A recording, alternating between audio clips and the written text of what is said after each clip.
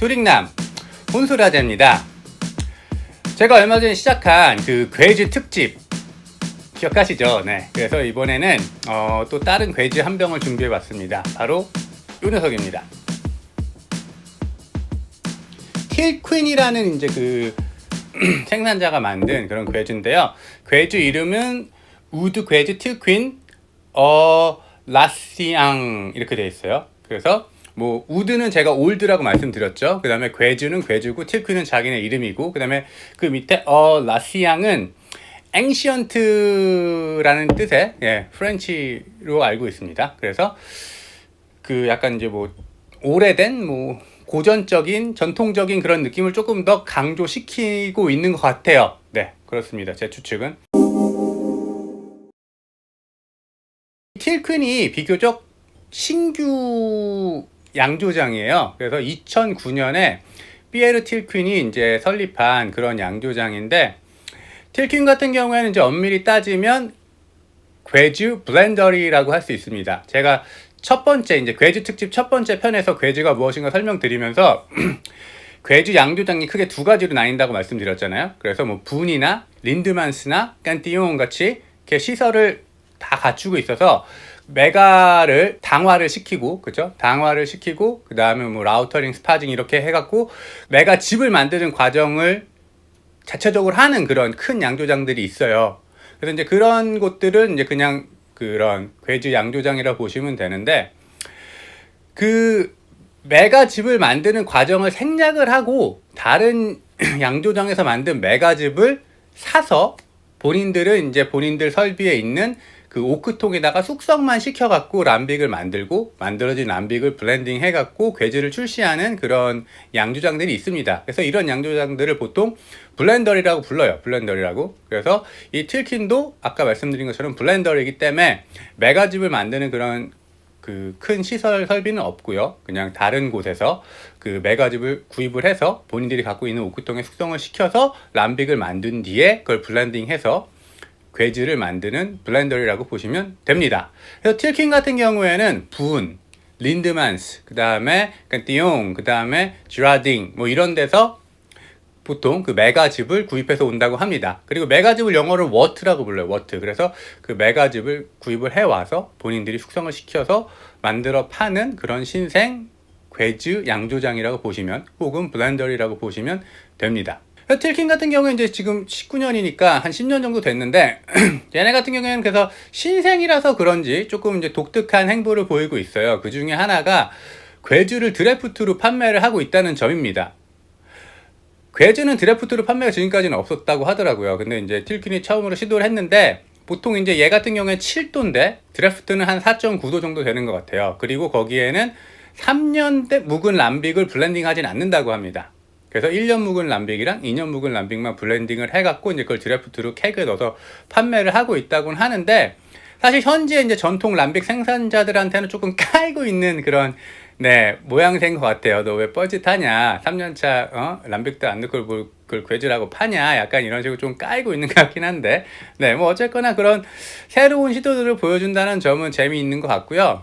그리고 사실 틸퀸이 뜨고 있는 건 단순히 그런 새로운 시도만 해서뿐만이 아니라 맛이 있어요. 실제로 이걸 마셔보시면 맛이 꽤 있습니다. 전통 생산자들의 그런 괴즈들과 비교를 해봐도 완성도가 꽤 있기 때문에 그런 맛과 또 새로운 시도를 다 같이 하고 있으니까 이제 이런 맥주 애호가들 사이에서도 계속 인기몰이를 하고 있는 게 아닌가 하는 생각이 듭니다. 틸퀸의 우드 괴즈를 한번 맛보도록 하겠습니다.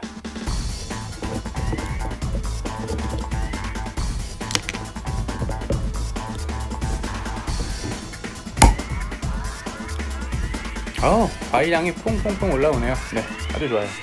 그 제가 지난번에 말씀드렸는데, 괴즈는 절대로 냉장고에서 꺼내서 바로 드시면 안 돼요.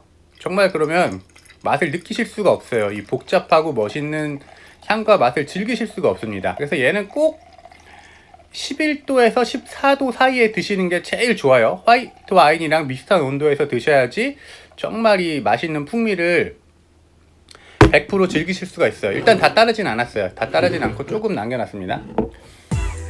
네.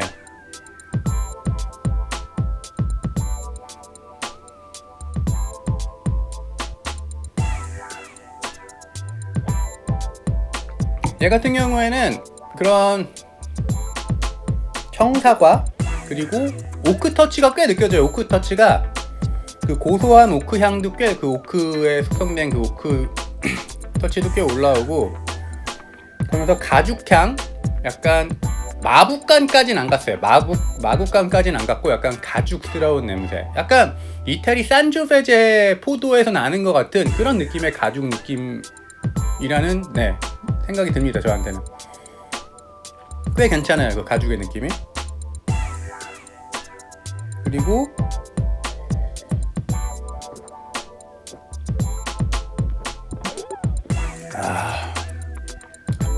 입에서는 산도가 크게 저한테 느껴지지 않아요. 되게 부드럽고, 그리고 약간 새콤하면서 되게 딥한 느낌이 있고요. 그러면서 되게 과실의 느낌이 입에 되게 강해요. 프루티한 그런 마우스필이 되게 강한데, 청사과, 거기에 약간 레몬, 미네랄리티라고 하는데, 이렇게 짭조름한 그 맛이 얘는 있네요. 좀 짭조름한 맛이. 그게 이제 와인들에서 흔히 느껴지는 그런 풍미 중에 하나인데, 맥주에서 이런 미네랄리티를 느끼는 게 흔하지는 않은데 얘는 미네랄리티가 꽤 저한테는 멋있게 다가옵니다.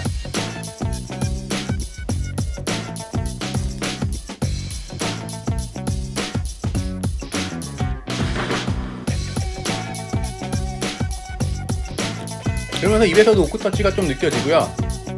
오, 굉장히 맛있어요. 굉장히. 오, 진짜로. 오, 적절한 산도와 적절한 미네랄리티와 적절한 오크 터치, 이게 밸런스, 이게 진짜 밸런스인 것 같아요. 딱 이 밸런스가 너무 좋아요. 이게 딱 어우러지는 느낌이, 밸런스가 너무 좋고, 지금 얘는 제 생각에 한 14도 근처일 것 같아요. 근데 한 11도 정도에 마시면 조금 더 산도가 요거보다 높을 것 같은데, 약간 산도를 즐기시는 분들은 조금 살짝 더 차게 드시면 좋고요.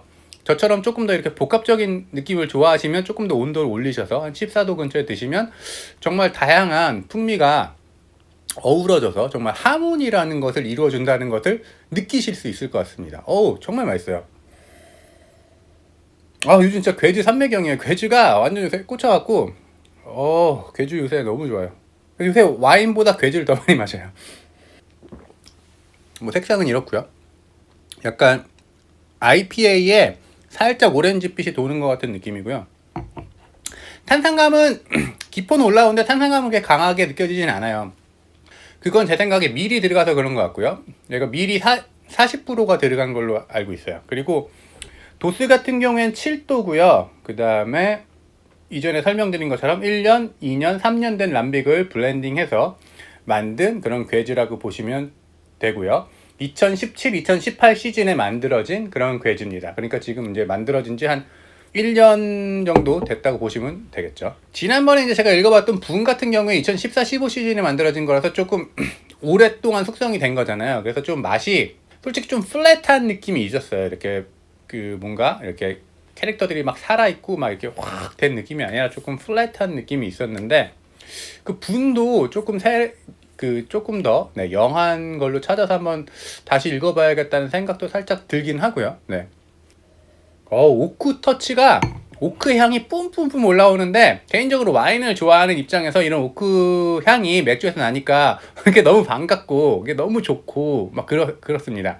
사실 이렇게 오크의 요 고소한 요런 향이 맥주에서 만나보는 게 괴주 말고는 거의 없었던 것 같아요. 거의가 아니라 한 번도 없었던 것 같아요. 이 오크 터치를 맥주에서 만나본 거는. 물론 이제 오크 배럴 숙성하는 다른 맥주들이 많이 있는데, 걔네들은 이제 뭐 그런 그 배럴에 숙성돼 있었던 다른 술의 풍미가 올라오잖아요, 보통. 그래서 뭐 버번 배럴이면 버번의 느낌이 올라오지, 이 진짜 퓨어한 오크의 풍미가 올라오는 경우는 그렇게 많지는 않아요. 근데 얘 같은 경우에는 이제 오크의 진짜 그냥 그 오크의 풍미가 이렇게 올라오는 게 너무 저는 개인적으로 좋은 것 같아요.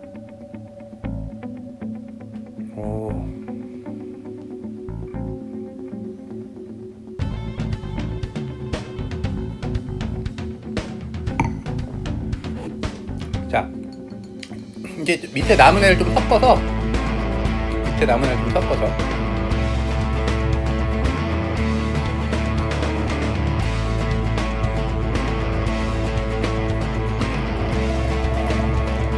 밑에는 이제 효모들이 있어갖고 색깔이 조금 더 뿌연해요.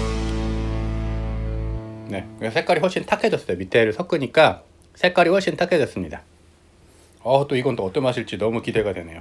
윈비어가 수입했고요. 그래서 윈비어에 문의하시면 구매처 찾으실 수 있을 것 같고요. 가격은 제 기억에 얘가 375ml, 얘가 한 2만원 근처 보시면 될 것 같아요. 2만원 근처. 맞나?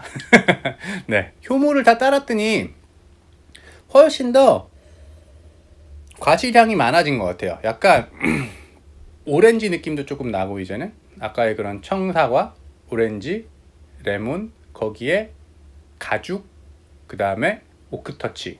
개인적으로 괴즈는 일반적인 맥주라고 생각하고 드시면 조금 애매하고요.